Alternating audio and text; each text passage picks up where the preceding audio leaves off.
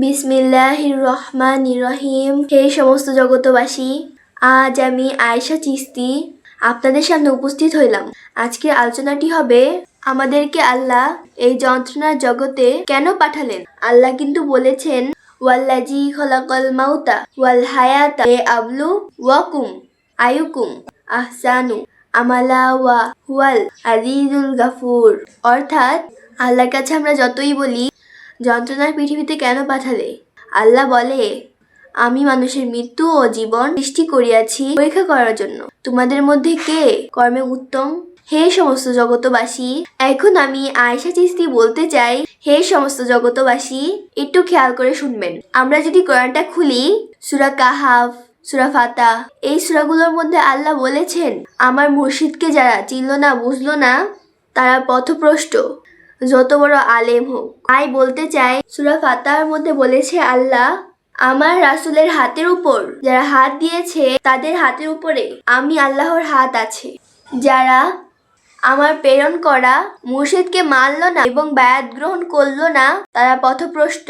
তাই বলতে চাই, একটি হলো দেহ কোরআন, আরেকটি হলো কাগজের কোরআন। কাগজ কোরআন ছায়ারূপে, দেহ কোরআন কায়ারূপে। এই দেহের ভিতরে রুহে ইনসানিয়াতের কোরআন। তাহলে কাগজ কোরআন দিয়ে দেহ কোরআন ধরবো, আর দেহ কোরআন দিয়ে সেই রুহে ইনসানিয়াতের কোরআনটি ধরবো।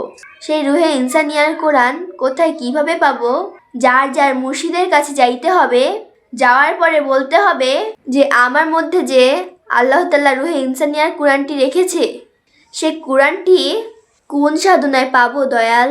যে এই দেহ কোরআনটি ভালো করে বুঝলাম না, রুহে ইনসানিয়াতের কোরআন কিভাবে পাবো, কিভাবে বুঝবো? হে দয়াল, আপনার দয়া ছাড়া হবে না। কোরআনে অন্য অন্য সূরাতে আল্লাহ বলেছেন, যারা আমার পথে সাধনায় আত্মনিয়ত করবে আমি তাদেরকে পরিচালনা করব। হে সমস্ত জগতবাসী, আল্লাহ আপনাকে আমাকে পরিচালনা করবে কিভাবে? এই বিষয়গুলো আগে আমাদের জানতে হবে কামেল মুর্শিদের কাছে, তার সাথে আল্লাহর হট কানেকশন আছে।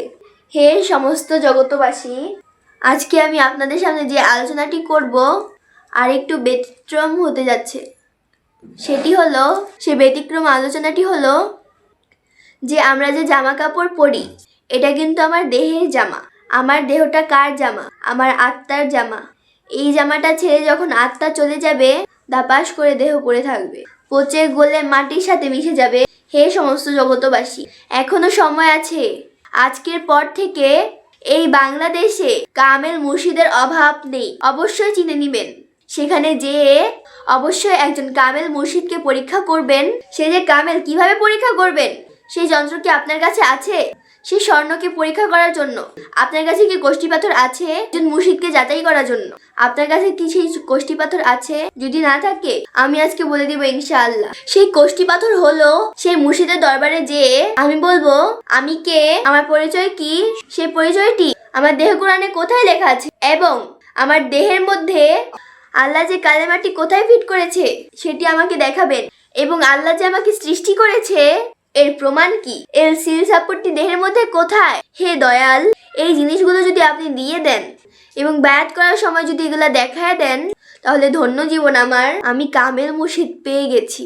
আর যদি এই জিনিসগুলো আমাকে না দেন, তাহলে আমি সেই নবীজির একটি বাক্য নিজকে চিনার জন্যে যদি চীন শহরে যেতে হয় সেটাই আমি যাব। হে সমস্ত জগতবাসী, আমার কথাগুলো আজকে বুঝতে পেরেছেন তো? যদি বুঝতে পারেন, এই মুহূর্তে সিদ্ধান্ত নিন, একজন কামেল মুর্শিদের কাছে চলে যাবেন। নিজ পরিচয় পত্রগুলো নিয়ে নেন, না হয় মৃত্যুর পরে আর কপালে বেহেশত জুটবে না, জাহান্নাম ছাড়া উপায় থাকবে না। তাই বলবো, আমাদের এই চ্যানেলটি যদি আপনাদের ভালো লাগে অবশ্যই সাবস্ক্রাইব করে নেবেন। সকলেই ভালো থাকবেন। আল্লাহ হাফিজ।